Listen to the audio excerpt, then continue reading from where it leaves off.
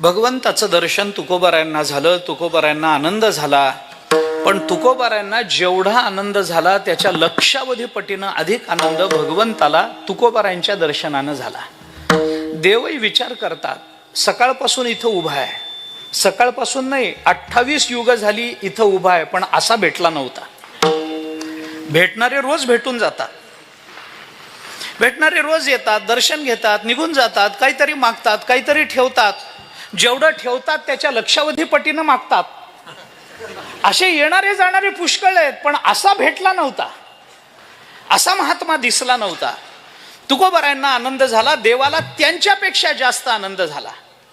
एक वाक्य बोलतो, तुम्हाला पटेल नाही तर न पटेल, पण एक वाक्य सांगतो. खरं सांगू का, ज्ञानोबाराय तुकोबाराय सारखे भक्त भेटायला देवालाही नशीब असावं लागतं. विठ्ठला विठ्ठला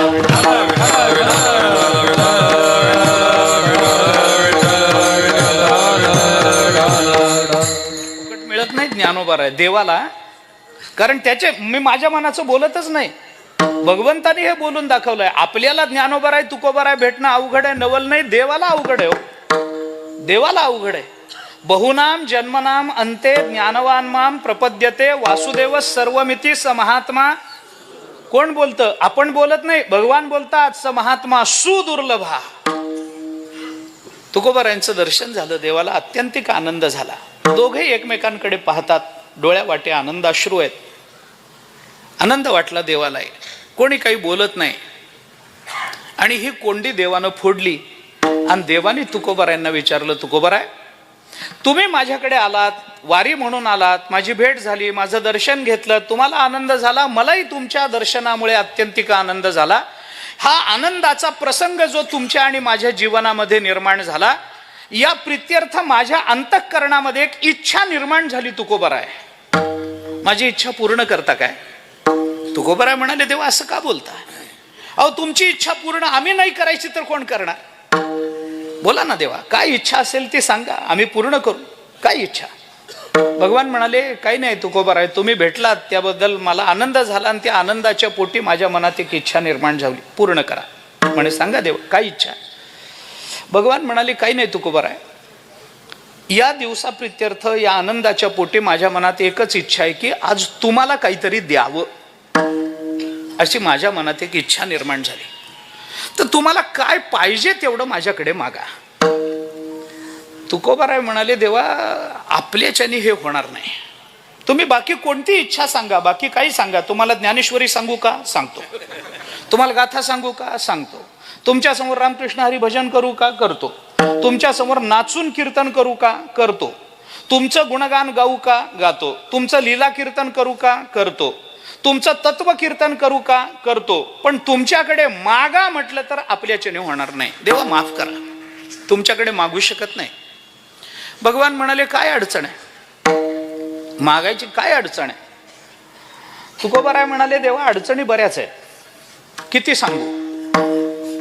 भगवान म्हणाले, बघा वेळेच्या मर्यादेत जेवढ्या बसतील तेवढ्या सांगा, फार वेळ न लांबवता थोड्या जेवढ्या तुम्हाला सांगता येतील तेवढ्या 2-3 अडचणी तरी सांगा.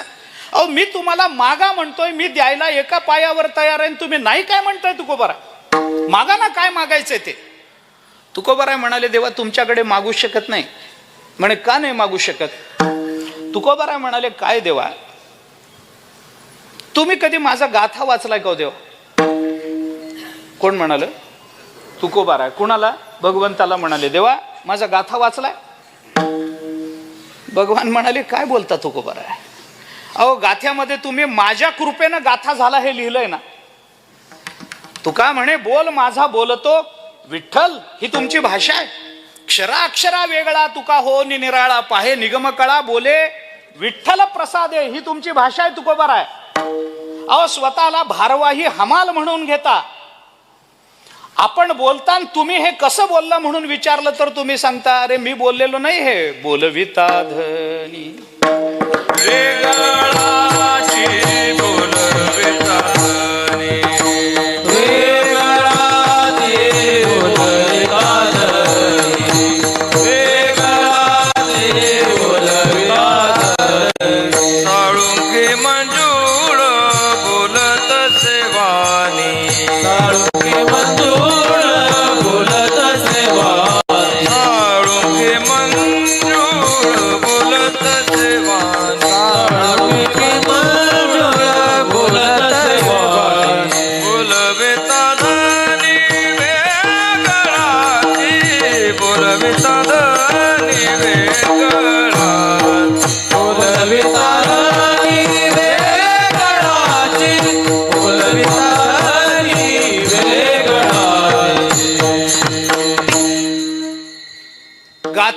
म्हणता अरे परमात्म्याच्या कृपेनं मी हा गाथा लिहिला, अभंग लिहिले, मलाच विचारता काय गाथा वाचला की नाही म्हणून. भगवान म्हणाले वाचला गाथा. पुढं तुकोबाराय म्हणाले वाचला याला महत्व नाही देवा, लक्षात किती राहिला, लक्षात किती राहिला. भगवान म्हणाले असं का म्हणता. तुकोबाराय म्हणाले देवा इथं कालचा अभंग आज लक्षात राहीना, तुम्ही कधी गाथा वाचला आणि काय तुमच्या लक्षात राहील, काय शाश्वती द्यायची. भगवान म्हणाले नाही सगळं लक्षात आहे. तुकोबाराय म्हणाले देवा त्या गाथ्यामध्ये मी एका अभंगामध्ये असं म्हटलंय की जो दुसऱ्या समोर झोळी पसरतो त्याच्या जीवनाला काडी लागावी. भिक्षा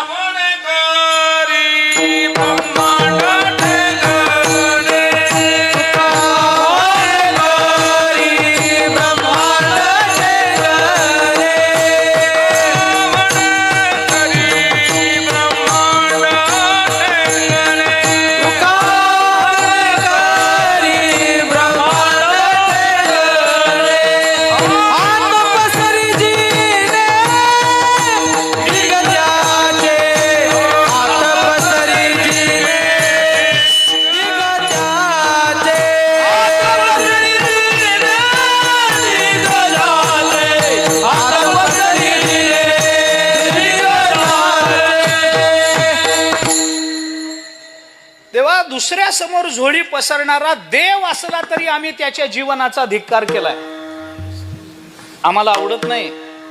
मी स्पष्ट म्हटलंय भिक्षा पात्र अवलंबिणे जळो जिणे लाजिरवाणे ऐसी आसी नारायणे उपेक्षिजे सर्वथा माझी गाथ्यातली भाषा आहे देवा. आणि गाथ्यामध्ये बोलायचं एक आणि वागताना वागायचं दुसरंच. असला मी मंत्री नाही, अरे जगद्गुरु नाव आहे, जगद्गुरु म्हणतात मला, सामान्य माणूस नाही देवा. बोलायचं एक वागायचं दुसरं. मनस्येकम वचस्येकम कर्मण्येकम महात्मनाम मनसी अन्यद वचसी अन्यद कर्मणी अन्यद दुरात्मनाम. महात्मा कोण आणि दुरात्मा कोण यांच्या व्याख्या केल्या शास्त्राने. मनात जे असतं तेच वाणीतून प्रकट होतं आणि जे वाणीतून प्रकट होतं तसंच जो वागतो त्याला महात्मा म्हणतात. मनात असतं एक, बोलताना बोलतो दुसरं आणि करताना करतो चौथं, त्याच्यासारखा दुरात्मा नाही. आम्ही गाथ्यामध्ये जे बोललो आम्ही मागणार दे देवा, आम्हाला मागायची सवय नाही, आम्ही तुमच्याकडे मागू शकत नाही. भगवंताने ऐकून घेतलं, मागणार नाही म्हणे, नाही मागणार. भगवान म्हणाले पण तुकोबाराय तुम्ही मागणार याचा निषेध केला, देणारा देतोय ना, तुम्ही मागा म्हणजे अहो मी तुम्हाला देतो, काहीतरी मागा ना, माझ्या करता म्हणून मागा.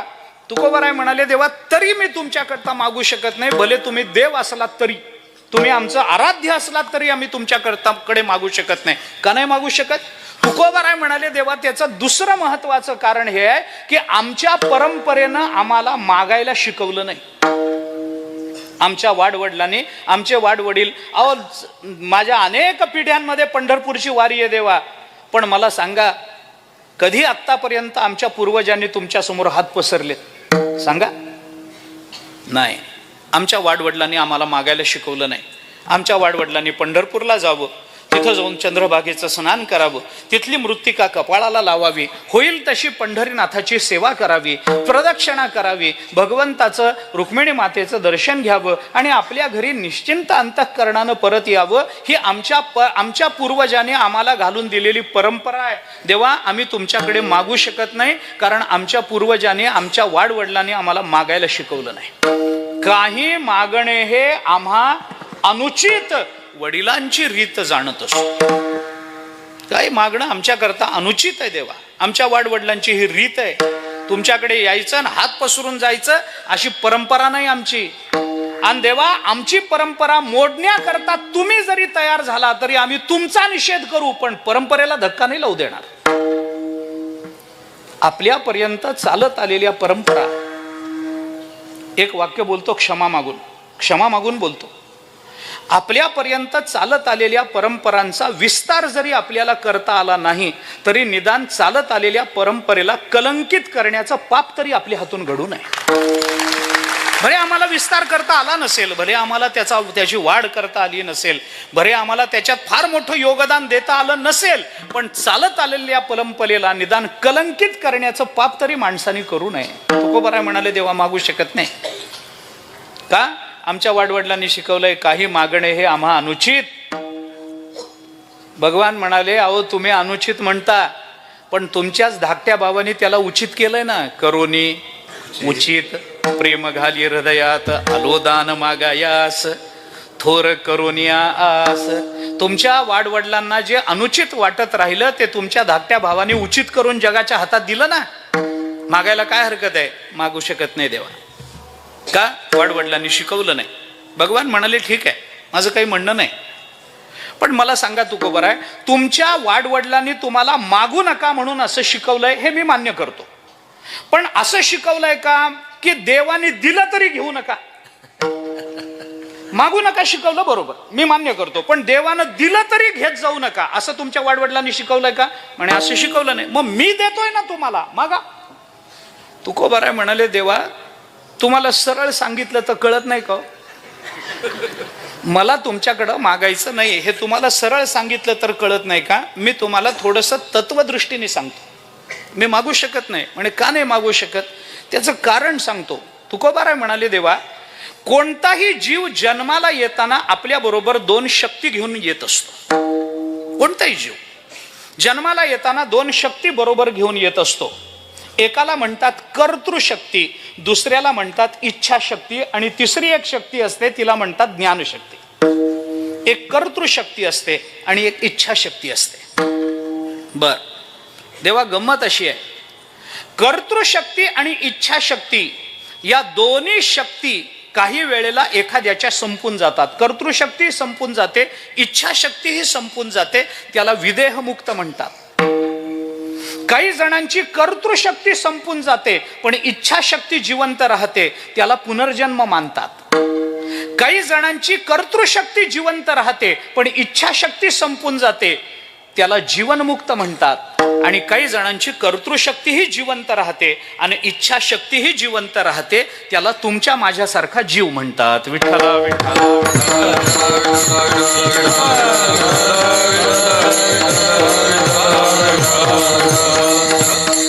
काही जणांची कर्तृशक्ती संपून जाते आणि इच्छाशक्ती संपून जाते. अंतःकरणामध्ये मिळवण्याची अपेक्षाही संपून जाते आणि अपेक्षा संपून निरीच्छ झालेल्या अंतःकरणात त्याचा देहपातही होतो, त्याला पुन्हा जन्म नाही. येण्याची शरीरे शरीरा येणे सरे, किंबहुना ये रझारे चिरापडे, ज्ञानोबा राय बोलतात नाही का, त्याचं येणं जाणं संपून जातं. काही जणांची इच्छाशक्ती ही जिवंत राहते आणि कर्तृशक्ती वारंवार संपून जाते. कोण? आपण. आपली कर्तृशक्ती, देह वारंवार पडतो आहे पण अंतःकरणातल्या इच्छा संपत नाही. मग त्याला पुन्हा जन्म आहे, पुन्हा जन्म आहे. मागे केलेल्या इच्छा त्या भोगायच्या, अतृप्त राहिला, पुन्हा जन्म आहे. अगा कर्मी जे उरावे तै तिही सुख दुःखी फळावे, तया ते भोगावया यावे देहा एका. चालूच आहे. पुन्हा पुन्हा जन्म घेणे लागे वासनेच्या संगे. नाथ महाराज बोलून दाखवतात. वासना अंतःकरणामध्ये राहते, इच्छा राहते आणि त्या पोटी कर्तृशक्ती, शरीर पडतं प्रारब्ध व संपलं म्हणून. प्रारब्ध निवृत्तीमध्ये शरीर पात होतो पण अंतःकरणातल्या इच्छा संपत नाहीत, मग त्याला पुन्हा जन्म, पुन्हा जन्म, पुन्हा जन्म. तुम्ही रामायण ऐकलं असेल. रामायणामध्ये रामचंद्र प्रभूंना दोन राक्षसांना संपवण्यात फार ताप झाला. अहिरावण आणि महिरावण. हे सहज संपले नाही. मारुतीरायाला फार युक्ती करावी लागली भोंग्याला हाताला धरून. आपण रामायण वाचलं असेल, ऐकलं असेल, माहिती असेल आपल्या. चालू आहे रामायणच चालू आहे. हा, मला काय वाटलं भागवत. वाव, अलौकिक. अहिरावण महिरावण लवकर संपले नाहीत का? रामचंद्र प्रभूंचा बाण त्यांना लागला आणि त्यांच्या शरीरातल्या रक्ताचा एक थेंब जमिनीवर पडला की त्या थेंबातून हजारो अहिरावण महिरावण तयार व्हायचे. हजारो. आणि मग त्या हजारोंपैकी एकाला मारलं आणि त्याचं रक्त जमिनीवर सांडलं की त्याच्यातून हजारो अहिरावण महिरावण. कधी संपायचे? मला हा दृष्टांत लांबवायचा नाही. मला एवढंच सांगायचंय की हे अहिरावण महिरावण मारुतीरायांच्या कृपेनं रामायणात संपले पण आपल्या इच्छेच्या रूपानं आपल्या मनात अजून जिवंत आहे. आपली एक इच्छा पूर्ण होताना पुढच्या 10 इच्छांना जन्म देते आणि मग संपते. आता काय उदाहरण सांगू याला. शाळेमध्ये जाण्याची इच्छा कॉलेजमध्ये जाण्याच्या इच्छेला जन्म देते आणि मग संपते. कॉलेजची इच्छा नोकरीच्या इच्छेला जन्म देते आणि मग संपते. नोकरीची इच्छा लग्न बरोबर आहे, लग्नाच्या इच्छेला जन्म देते मग संपते लग्नाची इच्छा. आता हेही कीर्तनातच सांगू का? तुम्ही तरी थोडा विचार करा ना, असं काय करत. महाभारताने म्हटलंय, मनुष्या ह्याड्यतां प्राप्य राज्यम इच्छन्ति अनंतरम राज्यात देवत्वम इच्छन्ति देवत्वात इंद्रतामपि. कोणाच्या इच्छा संपल्या? आता चालू घडामोडीवर बोलू का? नगरसेवक होण्याची इच्छा नगराध्यक्षाच्या इच्छेला जन्म देते मग संपते. नगराध्यक्षाची इच्छा आमदारकीच्या इच्छेला जन्म देते मग संपते. आमदारकीची इच्छा खासदारकीच्या इच्छेला जन्म देते मग संपते. खासदार, आता हे काय आपलं क्षेत्र नाही, पुढं काय होतं मला माहिती नाही, माझा विषय नाही तो. पुढं अजून त्याला काहीतरी, आमच्या ओळखीचे एक गृहस्थ खासदार झाले महाराज, परिचय होता, खासदार झाले, मंत्रिमंडळात वर्णी लागली त्यांची. मला मोठा आनंद झाला. ओळखीचा माणूस एवढ्या मोठ्या पदावर गेला, मोठा माणूस, नाव सांगत नाही आता, अजून आहेत, गेले की सांगतो नाव तुम्हाला. मी आपला एक हार घेतला, एक पेढ्याचा पुडा घेतला, त्यांच्याकडे गेलो आणि त्यांना हार घातला. साहेब अभिनंदन, पेढ्याचा पुडा, हे पेढे तुम्ही निवडून आलात, खासदार झालात, मंत्रिमंडळात गेलात, पेढे. ते म्हणले काय महाराज कशातच काही तथ्य नाही. म्हणलं हा एकदम. ते म्हणले खरं सांगू का महाराज, काही खरं नसतं. म्हणलं आमच्या कीर्तनातले वाक्य तुम्ही बोलायचे नाही, हे बोलण्याचा अधिकार आम्हाला. ब्रह्म सत्यम जगन मिथ्या हे आम्ही बोलायचं, तुम्ही नाही बोलायचं. म्हणलं निवडून आलात ना? म्हणले आलो. मग मंत्रिमंडळात गेलो. अरे मग रडाय तोंड का पडलेलं मी या रोते क्यों तो सुरत ही वैसी. रडायला काय झालं? आनंदानं सांगा ना, गेलो मंत्रिमंडळात म्हणून. करा काम, पैसा आहे हाताशी, सत्ता आहे हाताशी, पद आहे, करा काम समाजाच्या कल्याणाचं. काय बिघडलं तुम्हाला? निवडून आलात? आलो. मंत्रिमंडळात गेलो. मग रडता कशा करता? ते म्हणले महाराज निवडून आलो, मंत्रिमंडळात गेलो, पण असं खातं दिलंय का काही खाताच येत नाही. म्हणजे त्यालाही कशाची तरी पुढे अपेक्षा आहेच आहे. कधी संपणार आमच्या अपेक्षा? आमच्या इच्छा या जिवंतच आहेत, फक्त आमचा देह पडत आलाय, बाकी काही घडलं नाही आमच्या बाबतीत. आमच्या इच्छा तशाच राहिल्या, आमचा देह मात्र वारंवार पडत राहिला, वारंवार. उपजे ते नाशे नाशिले पुनरपि दिसे, हे घटिका यंत्र जैसे परिभ्रमेगा. ज्ञानोबा बोलतात ना, हे चालूच आहे, चालूच आहे. किती वेळा जन्मा यावे नित्य व्हावे फजित, चालूच आहे, हे चालूच आहे. अशांना पुनर्जन्म मानावा लागतो. काही जणांची इच्छाशक्ती संपून राहते पण कर्तृशक्ती जिवंत राहते, त्यांना जीवनमुक्त म्हणतात. मिळवायचं काय राहिलं? काही राहिलं नाही. अरे मग देह आहे अजून, प्रारब्ध भोग शिल्लक आहे म्हणून देह राहिला आहे, बाकी काही कारण नाही, पण आम्हाला काही मिळवायचं राहिलं नाही. गेले आशा पार. भक्ताच्या जीवनामध्ये कोणती इच्छा शिल्लकच राहिलेली नाहीये. अनपेक्ष शुचिर्दक्ष उदासीनो गतव्यथा सर्वारंभ परित्यागी यो मद्भक्त समे प्रिय तयाच्या ठाई पांडवा अपेक्षे नाही रिगावा सुखासी चढावा जयाचे असणे. ज्ञानोबा बोलतात 12वा अध्याय, गोड भाषा ज्ञानोबारायांची. ज्ञानोबारायन एवढं रसाळ बोलणारा अजून जन्माला यायचा आहे. देव जरी ज्ञानेश्वरी सांगायला बसला तरी एवढी रसाळ सांगू शकणार नाही, हे लक्षात घ्या. अति गोड भाषा ज्ञानोबारायांची. जयाच्या ठाई पांडवा अपेक्षे नाही रिगावा सुखासी चढावा जयाचे असणे. गोड भाषा. जाऊ द्या, काही आशा नाही, काही अपेक्षा नाही. धन्योहम धन्योहम कर्तव्यम मे न विद्यते किंचित. काहीच मिळवायचं राहिलं नाही. प्राप्तव्यम सर्व मध्य संपन्नम धन्योहम धन्योहम. काम नाही, काम नाही झालो पाही रिकामा. तुकोबाराय बोलतात आम्हाला काही काम नाही, काही काम नाही, इच्छाच नाही अंत. काम हा शब्द कर्तव्य आणि काम हा शब्द प्राप्तव्य अशा दोन्ही अर्थाने चालतो. मराठीमध्ये काम शब्दाचा अर्थ कर्तव्य आहे आणि संस्कृतामध्ये काम शब्दाचा अर्थ प्राप्तव्य आहे. कारण ज्याच्या जीवनामध्ये काही प्राप्तव्य राहिलेलं असतं तोच कर्तव्यामध्ये प्रवृत्त होत असतो. ज्याला प्राप्तव्य नाही त्याला कर्तव्य नाही. तुकोबाराय म्हणतात काम नाही कारण आम्हाला प्राप्तव्य नाही, म्हणून काम नाही, म्हणून आम्हाला कर्तव्यही नाही. मग काय राहिलंय? झालो पाही रिकामा.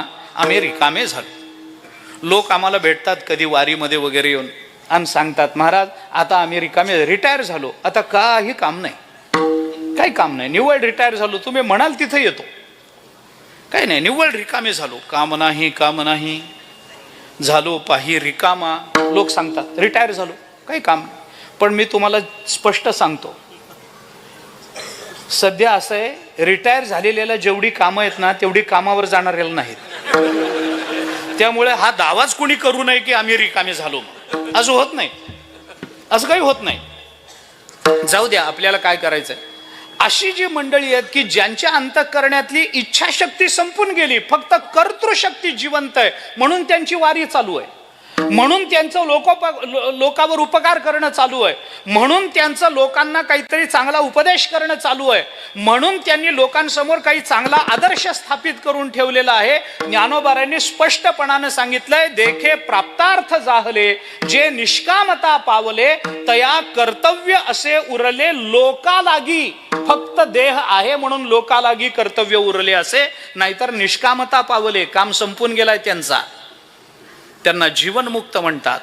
आणि काही जणांची देवा कर्तृशक्ती ही जिवंत राहते आणि इच्छाशक्ती ही जिवंत राहते. ते तुमच्या माझ्यासारखे जीव म्हणून या पृथ्वी तलावर राहत असतात.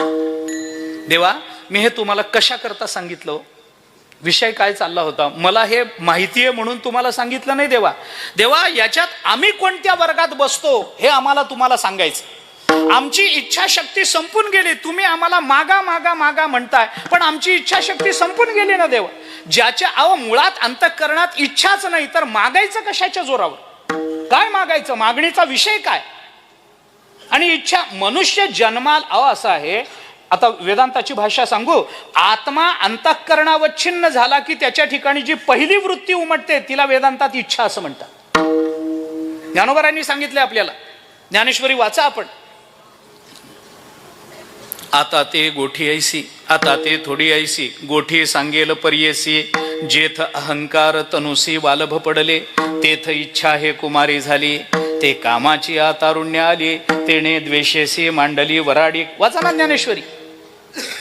देह आणि अहंकाराचं लग्न लागल्याबरोबर जी पहिली वृत्ती निर्माण झाली तिचं नाव इच्छा. तेथ इच्छा हे कुमारी झाली, कामाची तारुण्य आली. इच्छा देवा, आमच्या अंतःकरणात इच्छाच नाही, आणि तुम्ही तर म्हणताय मागा मागा मागा. मी मागू शकत नाही.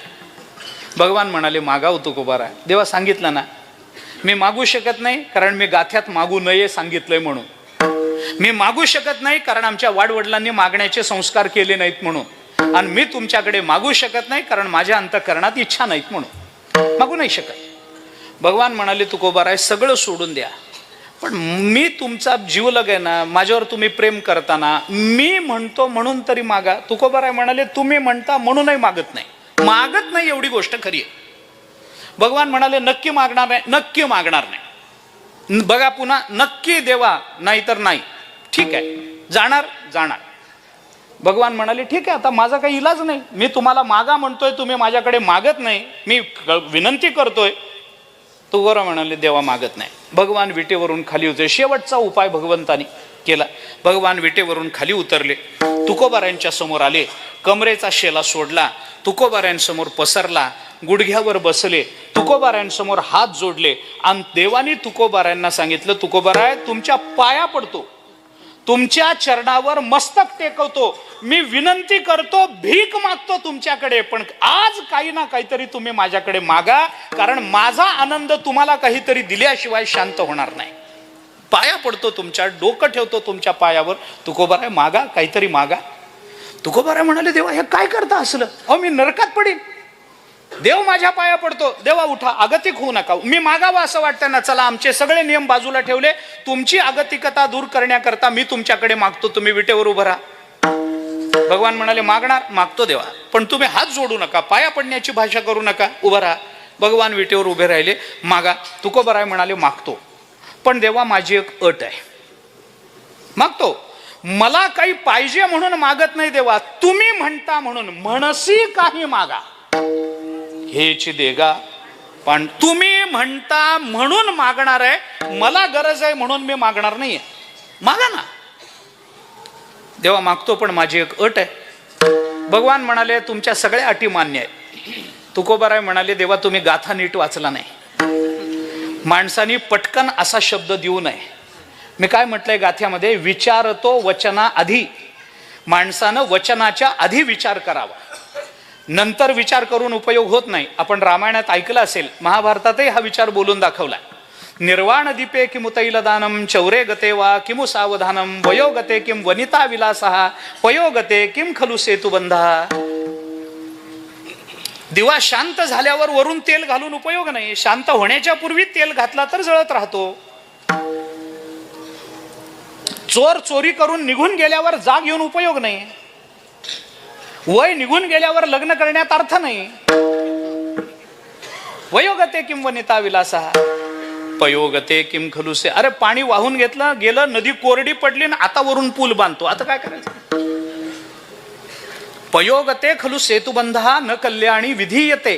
मंथरेच्या मुखात आहे वाल्मिकी रामायण है ना. पयोगते खलु सेतुबंधः न कल्याणी विधीयते. कैकेयीला सांगते मंथरा, हीच वेळ आहे, 2 वर मागून घे. पुन्हा एकदा राम राज्यावर बसला की वेळ निघून गेल्यावर पुन्हा तुला मागता येणार नाही. पाणी वाहून गेल्यावर वरून नंतर काय पूल बांधते कैकेयी, मूर्ख कुठली. मंथरा बोलली, माहेरून आली होती.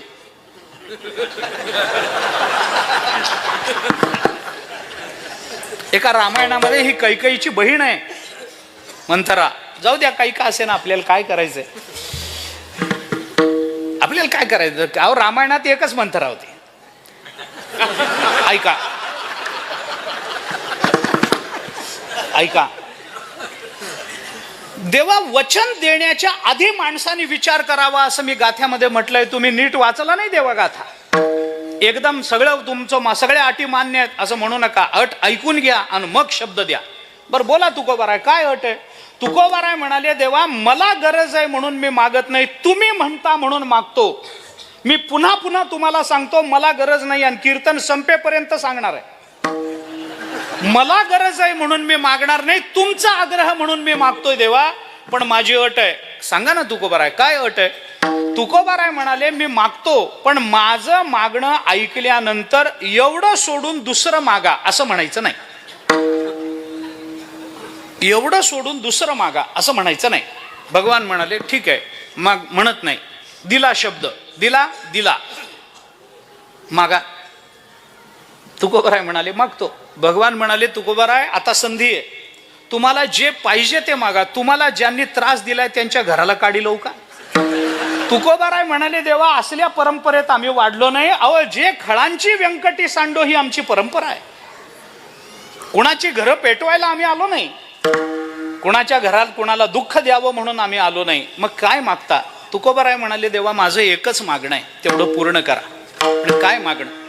तुकोबाराय म्हणाले, देवा मी असं एकच मागणं तुमच्याकडे मागतोय की ज्या मागणीच्या प्राप्तीमध्ये मानवी जीवनाची इतिकर्तव्यता होते, माणसाच्या जगण्याचं भलं होतं, माणसाच्या जगण्याची धन्यता होते, अशी एकच गोष्ट या पृथ्वीच्या पाठीवर आहे. ती मिळाली की बाकी काही मिळवण्यासारखं राहत नाही. आणि बाकी सगळं मिळालं आणि ते जर मिळालं नाही तर मिळालेलं सगळं वाया जातं. अशी एकच गोष्ट या पृथ्वीच्या पाठीवर आहे, तिचं नाव आहे संत संग. माणसाच्या जगण्याचं ज्याच्याने भलं होतं, माणसाच्या जगण्याची ज्याच्याने धन्यता होते, इतिकर्तव्यता होते, परिपूर्णता होते, जे मिळाल्यानंतर दुसरं काही मिळवावं लागत नाही आणि बाकी सगळं मिळालं आणि संत संग नाही मिळाला तर मिळालेलं सगळं वाया जातं. ही संत संघाची ताकद आहे देवा. ऐका, किती उदाहरणं सांगू मी तुम्हाला, किती उदाहरणं सांगू. अहो रेड्याकडे काय होतं मला सांगा. रेड्याकडे काय होतं. काही नाही, काही नाही. काय त्यांनी काही फार मोठं अध्ययन केलं होतं का, फार मोठी विद्वत्ता होती, काय फार मोठी साधना होती, काही नाही हो. आज त्या रेड्याचं मंदिर आहे आळ्याला. वारीला जातो महाराज आपण आळ्याला मंदिर कशाचं. रेड्याचं मंदिर आहे. किती गंमत आहे बघा ना. जगाच्या पाठीवर कुठंतरी रेड्याचं मंदिर तुम्हाला दिसलं नाही. आपण कीर्तनाला जात, त्याच्यासमोर रेड्यासमोर कीर्तन करतो आपण. वारीतलं सांगतो, आळ्याच्या वारीत. आणि खरं सांगतो मी तुम्हाला, त्या तिथं रेडा असा शब्द उच्चारता येत नाही आळ्यामध्ये. रेडा म्हणे, रेडे महाराज.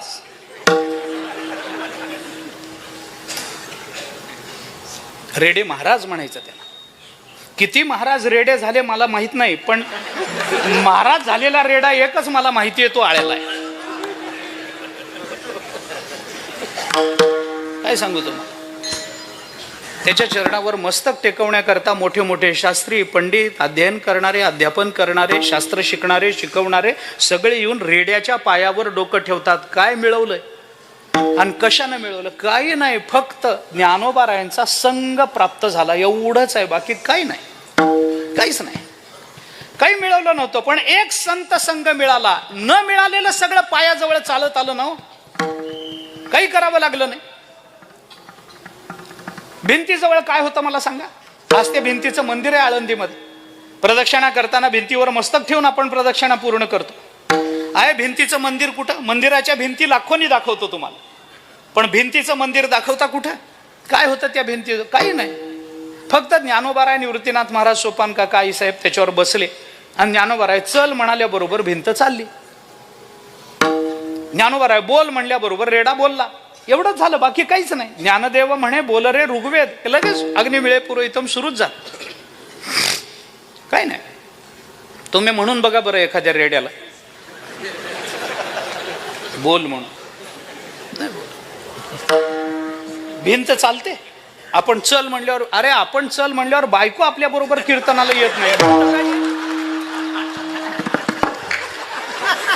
भिंत काय येईल आपल्या बरोबर? असं काय करत?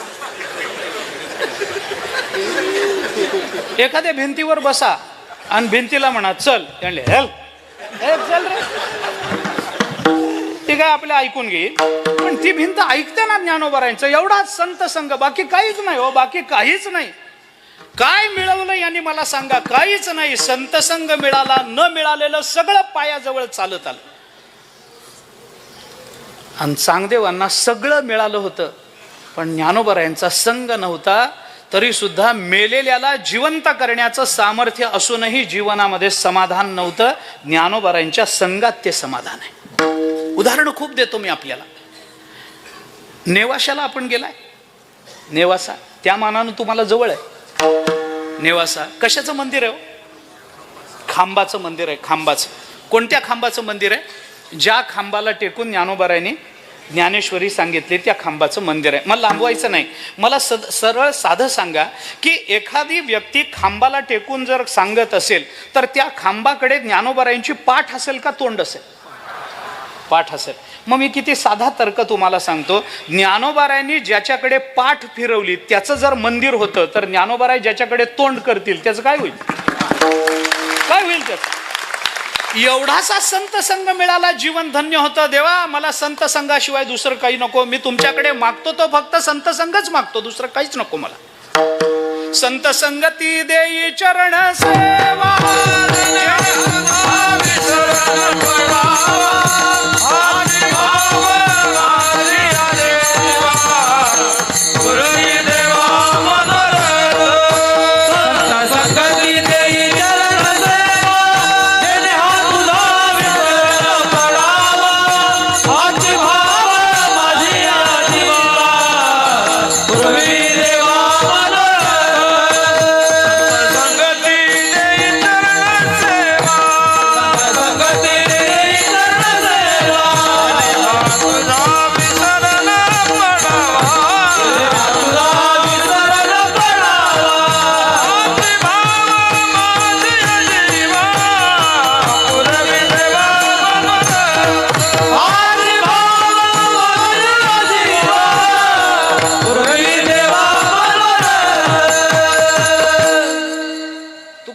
देवाला मागितलं, देवा दुसरं काहीच नको. ज्याच्यानं मानवी जीवनाचं भलं होतं, ज्याच्याने मानवी जीवनाचं कल्याण होतं, अशी एकमेव गोष्ट आहे. शास्त्रानं जीवनाचं भलं होत नाही. बुद्धी चाणाक्ष होईल, तीक्ष्ण होईल, चांगली होईल. उपासनेनं अंतःकरण शुद्ध होईल. ज्ञानानं कदाचित मोक्षही मिळेल, आम्ही नाकारत नाही. परंतु जर संत संगती मिळाली नाही तर हे मिळालेलं सगळंच्या सगळं वाया जातं. भगवान म्हणाले तुकोबाराय मग तुम्हाला पाहिजे काय? काहीच नाही देवा, माझं मागणं सरळ आहे. ज्याच्याने मानवी जीवनाचं भलं होतं तेवढी एक संत संगती मला द्या. अभंगाच्या शेवटच्या चरणामध्ये तुका म्हणे जेने, तुका म्हणे जेने, तुका म्हणे जेने, तुका म्हणे जेने, तुका म्हणे जेने, तुका म्हणे जेने, तुका म्हणे जेने, तुका म्हणे जेने. भले रंग सांगताने, भले रंग सांगताने, ऐसे आवडते मना, मना ऐसे आवडते मना. भले रंग सांगताने, भले सांगताने, ऐसे आवडते मना, ऐसे आवडते मना.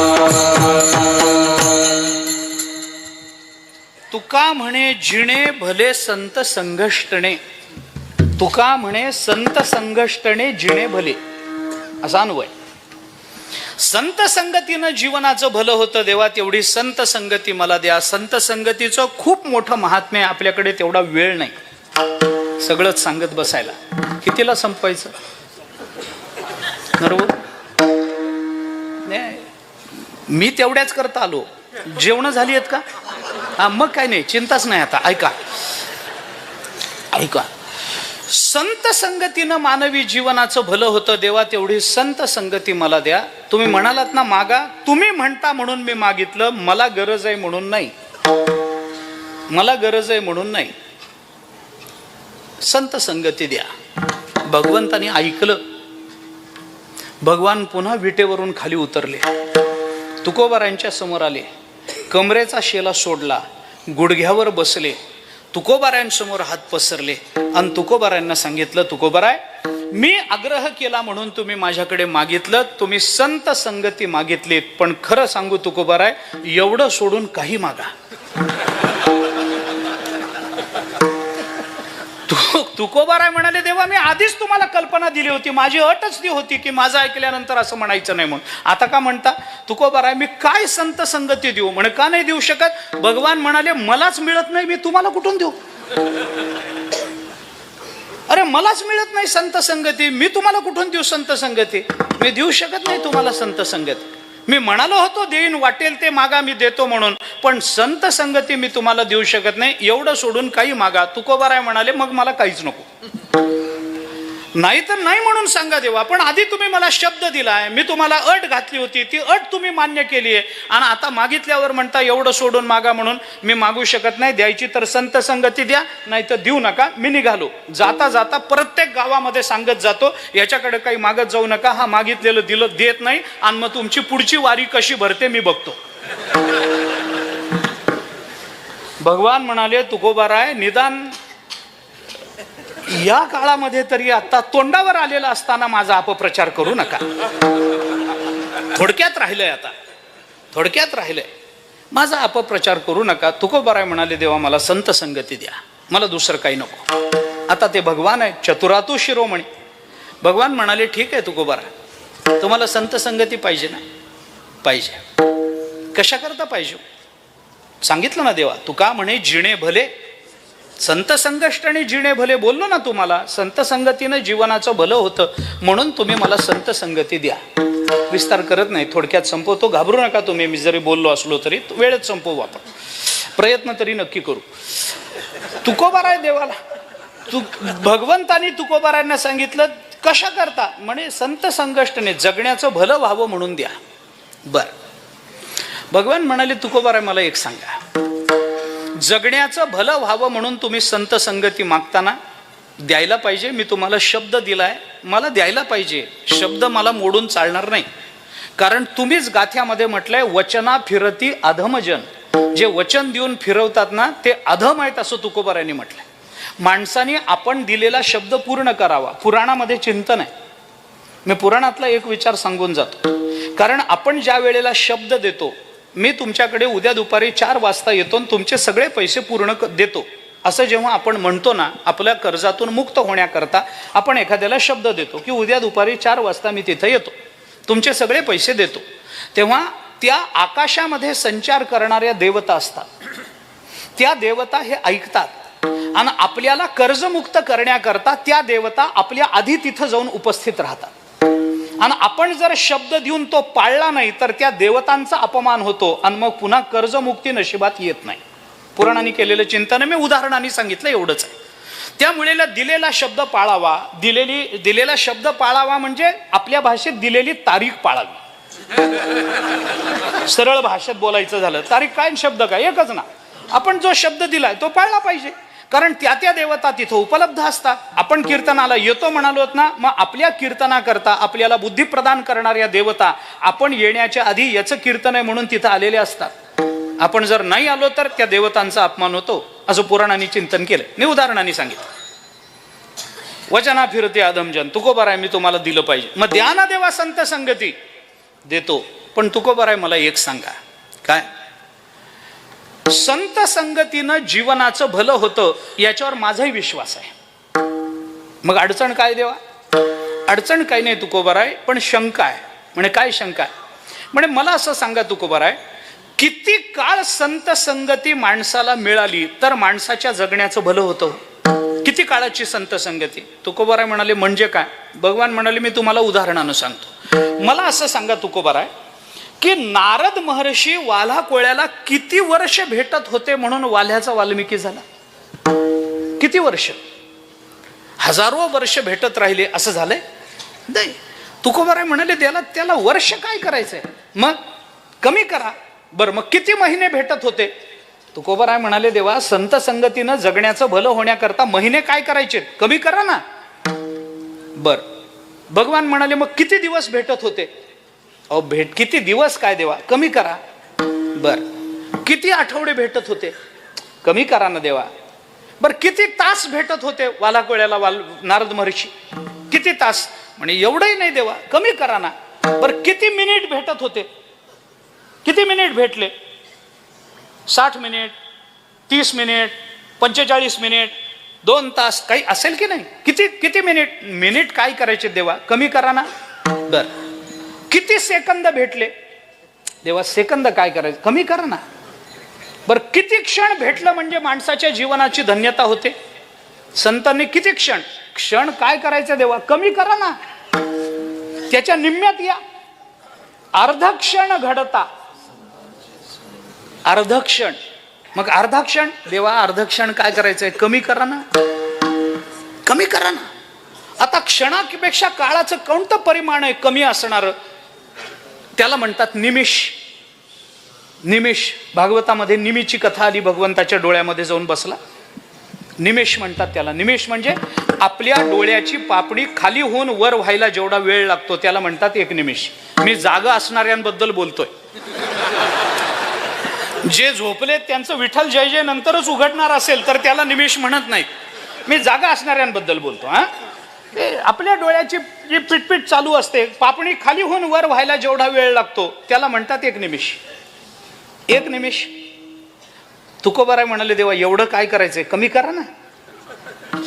कमी करा, कमी करा. किती? अर्धा निमिष. तुकोबाराय म्हणाले देवा मी गाथ्यामध्ये स्पष्ट म्हटलंय ना, निमिषार्ध संत संगती वास वैकुंठी कल्पांती मोक्षपदे येती ते विश्रांती बापुडी. गाथ्यामध्ये बोललोय ना देवा, निमिषार्ध संत संगती, अर्ध्या निमिषाची संत संगती मिळाली तरी वास वैकुंठी कल्पांती, वैकुंठामध्ये कल्पापर्यंत आपल्याला राहता येतं. आणि मोक्षपदे येते ते विश्रांती बापुडी, बापुडी मोक्षपदे विश्रांती आपल्या चरणाजवळ येते. एवढा अधिकार संत संगतीनं प्राप्त होतो. अर्ध्या निमिषाची संत संगती पुष्कळ झाली. किती वेळ भेटले नारद महर्षी? काय नाही हो, राम नामाचा उपदेश करेपर्यंत. राम म्हणायला वेळ किती लागतो? किती वेळ लागतो? राम म्हणणं अवघड नाहीये. राम म्हणायला किती वेळ लागतो सांगा? 2च अक्षर आहेत, रा आणि म. एक क्षण तरी लागतो का? अरे नाही, एक निमिष. अरे त्याच्यापेक्षा कमी राम. किती वेळ लागला? राम किती वेळ लागला? काही नाही, कमी वेळ लागतो. मी खरं सांगू तुम्हाला, स्पष्ट बोलतो, जरा माफी मागून, क्षमा मागून. राम म्हणायला वेळ लागत नाही, पण राम म्हणण्याची बुद्धी व्हायला फार वेळ जावा लागतो. फार वेळ जातो. राम म्हणण्यात काही नाही, राम पटकन होतं, पण राम म्हणण्याची बुद्धी व्हायला जन्म जन्म घालवावे लागतात. तरीच नाम जिव्हागरी येईल श्रीरामाचे. फुकट नाही देवा, फार नाही, अर्ध्या निमिषानं जीवनाची धन्यता होते. तुकोबाराय होते ना देवा. मग भगवान म्हणाले, तुकोबाराय तुम्ही माझ्याकडे संत संगती मागितली ना, अर्ध्या निमिषाची संत संगती देतो, घ्यान निघा. झालं, मी घ्या म्हणालो, तुम्ही संत संगती मागितली, अर्ध्या निमिषाच्या संत संगतीनं जगण्याचं भलं होतं, मी अर्ध्या निमिषाची संत संगती देतो, ज्ञान निघा. तुकोबाराय म्हणाले, देवा आम्हाला काही वेडा समजतो काय रे तू? मी काही वेडा आहे? म्हणे का? देवा मी तुम्हाला पहिल्यापासून हे सांगत आलोय की तुमच्या दर्शनानं इथं आल्यामुळं माझ्या जगण्यात मला आनंद वाटतो आहे, जगणं धन्य झालं. हे मी बोललो, कृतकृत्य झालो, इच्छा केली ते पावलो, हे शब्द आहेत माझे. आणि हे कशामुळे होऊ शकतं? कशामुळे? धन्य काळ संत भेटी, याच्यानेच होतं ना, याच्यानेच होतं ना. मग जर संत भेटीनं माझ्या जगण्याचं याच्या पूर्वीच धन्यता मला प्राप्त झालेली आहे, तर मला पुन्हा अर्ध्या निमिषाची संत संगती देऊन वेगळी काय धन्यता देता मला? अर्ध्या निमिषाच्या संत संगती करता मी तुमच्याकडे मागणं मागितलेलंच नाही, तेवढी तर मला आधी मिळाली होती. आणि त्या संत संगतीनं माझ्या जगण्याचं मला भलं वाटलेलं झालेलं होतं, माझं जीवन धन्य झालेलंच आहे. म्हणूनच मी तुमच्याकडे मागत नव्हतो, पण तुम्ही मागा म्हणून आग्रह केलात म्हणून मी मागितलं. अर्ध्या निमिषाची संत संगती मला काय देता देवा? माझं त्याच्याने भलं झालेलंच आहे. तुका म्हणे जिणे भले माझं झालेलंच आहे, आणि मग कशा करता आता मला पुन्हा अर्ध्या निमिषाची देता? भगवान म्हणाले, मग काय म्हणणं काय?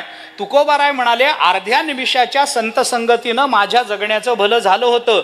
मी तीच संत संगती तुम्हाला मागू शकणार नाहीये. मी अशा संत संगतीची अपेक्षा तुमच्याकडे आता करतो आहे की त्या संतांच्या संगतीमध्ये गेल्यानंतर संत माझ्यापासून आणि मी संतापासून कधीही वेगळं होऊ नये, आमची तुटी कधीही होऊ नये, एवढंच मागणं मला तुमच्या जवळ मागायचंय. अभंगाचं तिसरं. हरिजनासी भेटी, हरिजनासी भेटी,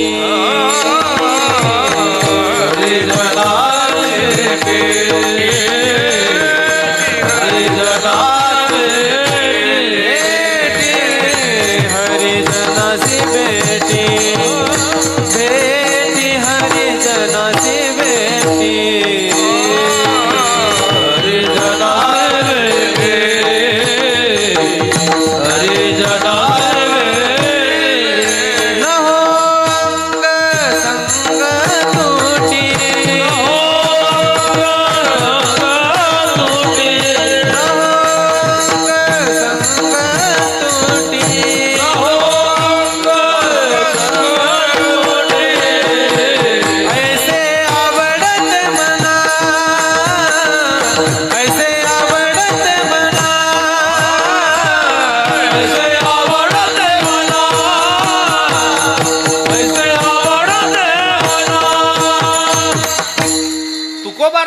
देवा आता अशी संत संगती पाहिजे, हरिजनाशी भेटी व्हावी पण अंग संग तुटी न हो, ऐशी हरिजनाशी भेटी आता पाहिजे. आता संत माझ्यापासून वेगळे नाही झाले पाहिजेत आणि मी संतांपासून वेगळा नाही झालो पाहिजे, अशी नित्य संत संगती मला अपेक्षित आहे देवा. मला आता दुसरं तुमच्याकडे काही मागायचं नाही. अंग तुटी न हो, संग तुटी न हो. अंग तुटी न हो, संत सेवा करता यावी म्हणून, आणि संग तुटी न हो, संत विचारावर जगता यावं म्हणून. असं आहे. अंगाची तुटी होऊ नये, संघाची तुटी होऊ नये, कायम संतांच्या संघामध्ये राहावं, संतांच्या विचारामध्ये लिप्त राहावं आणि संत सेवेमध्ये अखंड रत राहावं, बाकी काही करू नये.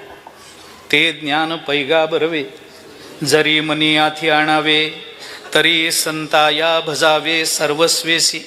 ज्ञानाचा कुरुठा, तेथ सेवा हा दारवंठा, तो स्वाधीन करी सुभटा ओळगोनी.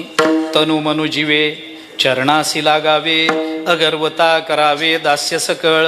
मग अपेक्षित जे आपुले, तेही संगती पुसले, अंतःकरण बोधले संकल्पानये. ज्ञानोबा आहे 4था अध्याय. तद्विद्ये प्रणिपातेन परिप्रश्नेन सेवया. या श्लोकावरचं भाष्य बघा, 4 ओव्यांचं. ज्ञानोबा बोलतात, संतांच्या संगतीत मला राहता यावं देवा. अर्ध्या निमिषाची, अर्ध्या क्षणाची, 2 तासाची, 1 दिवसाची संत संगती असल्या मर्यादित संत संगतीची अपेक्षा मी ठेवून आलो नाही.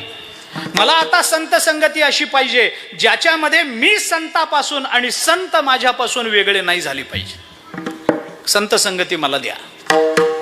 भगवान म्हणाले ठीक आहे तुकोबरा, मी तुम्हाला मागा म्हणालो, तुम्ही संत संगती मागितली, मी थोडी देतो म्हणालो, तुम्ही नित्य मागितली. माझ्या मनात एक शंका आहे. म्हणे बोला देवा. म्हणजे मला एक सांगा तुकोबरा, संत संगतीनं तुमच्या जगण्याचं भलं झालंय का नाही? म्हणे झालंय. मग एकदा ज्या संत संगतीनं तुमच्या जगण्याचं भलं झालेलं आहे, एकदा तुमच्या जगण्याचं भलं झालेलं असेल तर पुन्हा जगण्याचं भलं होईल काय?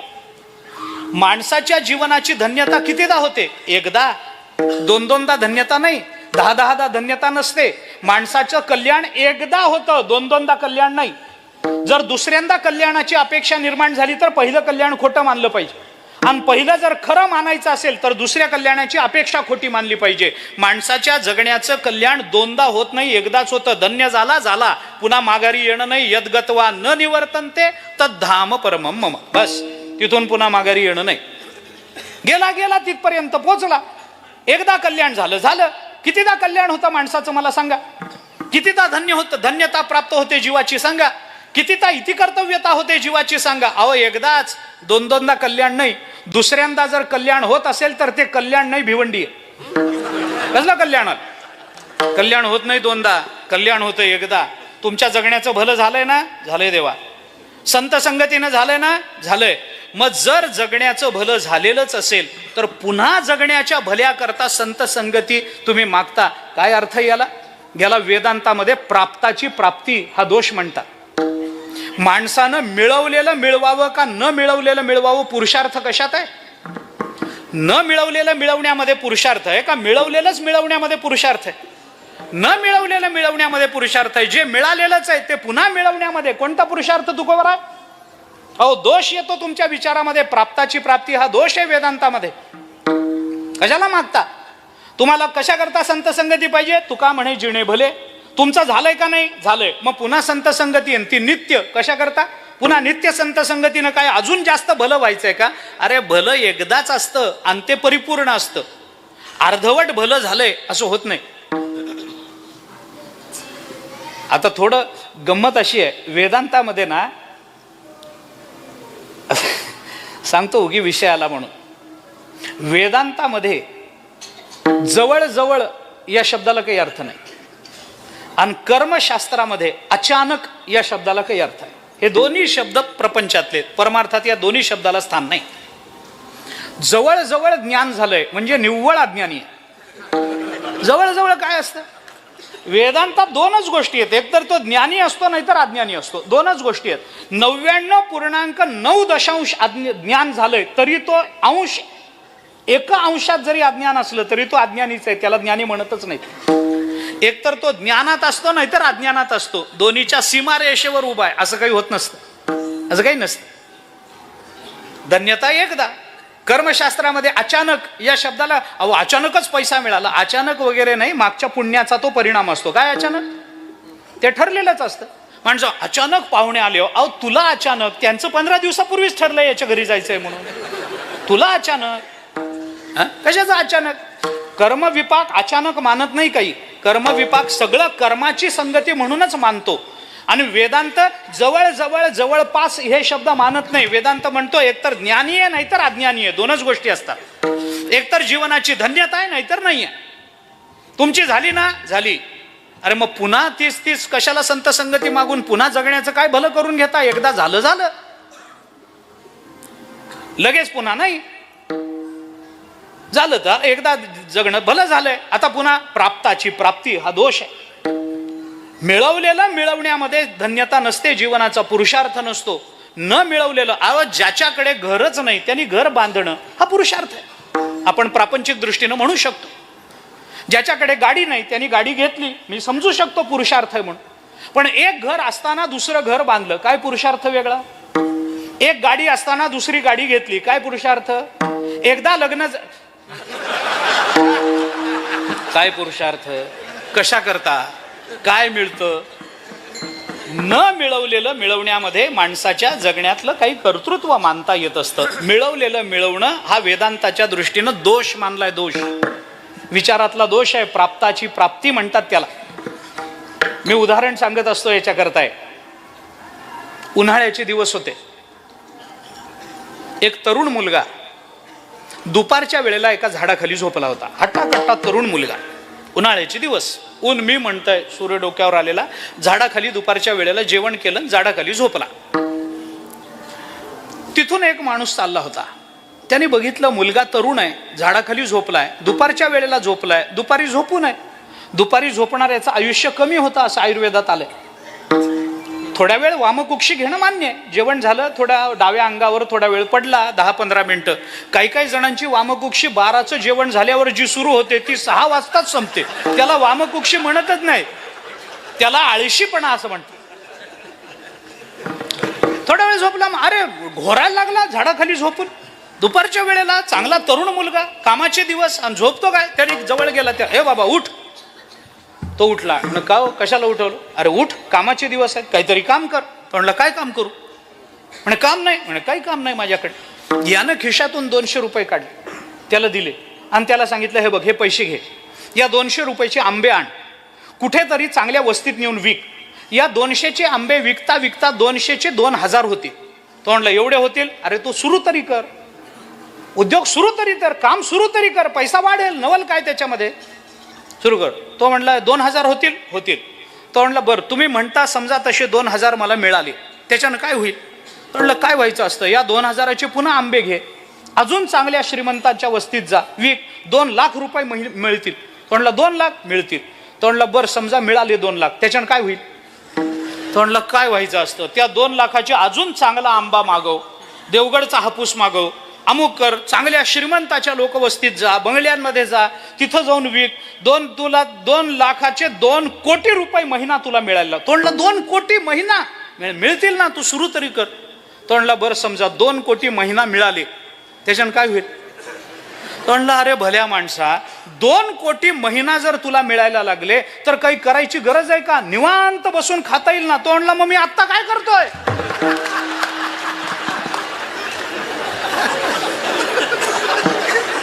आत्ता माझं जे चालू आहे तेच जर तिथं जाऊन करायचं असलं तर एवढा उपद्व्याप करायला सांगितलं कुणी?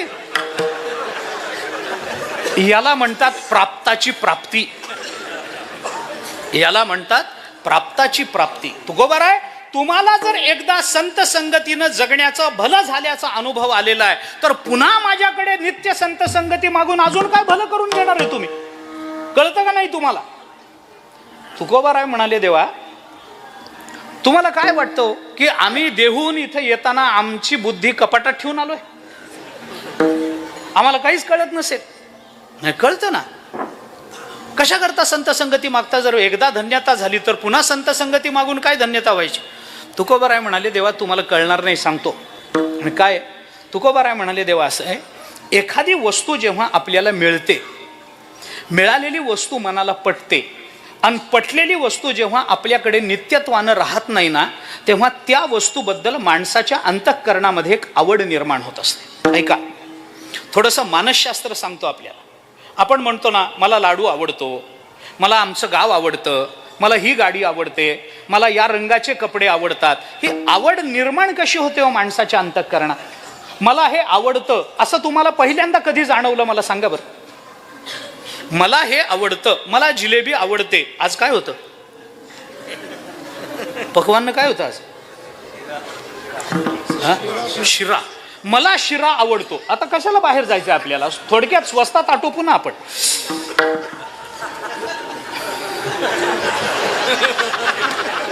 ताजी उदाहरणं बरी पडतात. तुम्ही आठवून बघा ना, तुम्हाला आंबा आवडतो की नाही, तुम्हाला जिलेबी आवडते की नाही. तुम्हाला हे पहिल्यांदा कधी जाणवलं की मला जिलेबी आवडते? कधी जाणव? सांगता नाही येणार एकदम. आवडते खरंय की नाही? खरंय. मग ही आवड निर्माण कशी झाली? असं आहे. त्याच्या मागचं शास्त्र सांगतं माणसाच्या अंतःकरणामध्ये एखाद्या वस्तूबद्दलची, व्यक्तीबद्दलची जी आवड निर्माण होते ना, ती अशी सहजासहजी निर्माण होत नाही. त्याच्याकरता 3 गोष्टी लागतात. काय काय लागतं मी धावतं बोलणार आहे, वेळ फार घेणार नाही. कधीतरी मिळावं, मिळालेलं पटावं आणि पटलेलं जवळ न राहावं तर माणसाला ते आवडत असतं, नाहीतर आवडत नाही. उदाहरणानं सांगतो. जे रोज मिळतं ते आवडतं काय? तुम्ही श्रीमंत माणसाला विचारा तुम्हाला काय आवडतं, बुंदीचा लाडू, तो म्हणलं नाही हो रोजच खातोय. मग काहीतरी बघा ना, भाकरी ठेचा काही मिळालं तर, पिठलं मिळालं तर बघा. हे रोज मिळत नाही आम्हाला, बुंदीचा लाडू रोज आहे. आणि शेतकऱ्याला विचारा तुला भाकरी ठेचा आवडतो, तो रोजच खातो, बुंदीचा लाडू बघा ना एखादा. जे रोज मिळतं ते माणसाला नाही आवडत.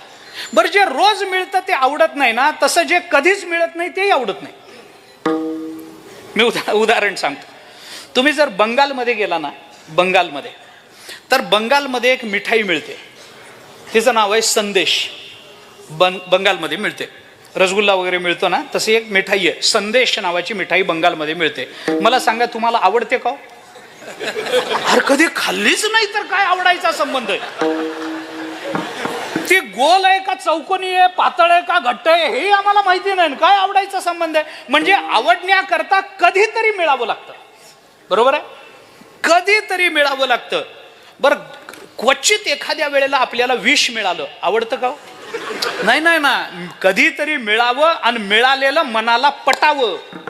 दुसरी अट, मिळालेलं मनाला पटावं. तसं ते पटलं आणि जर आपल्या जवळ ते नित्यत्वानं राहिलं नाही, त्याचा आपला वियोग झाला, तरच त्या पदार्थाबद्दल आपल्या अंतःकरणामध्ये आवड निर्माण होत असते.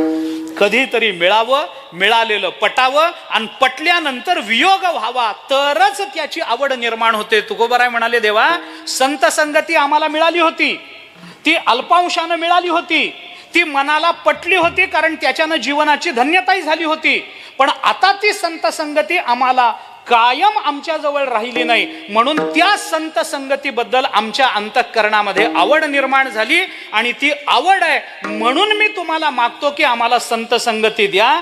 ती संत संगती नित्यत्वानं मिळण्याच्या मागे एक महत्वाचं कारण आहे, त्या संत संगतीबद्दल आमच्या अंतःकरणात आवड आहे. तुकोबाराय अभंगाच्या 2ऱ्या चरणामध्ये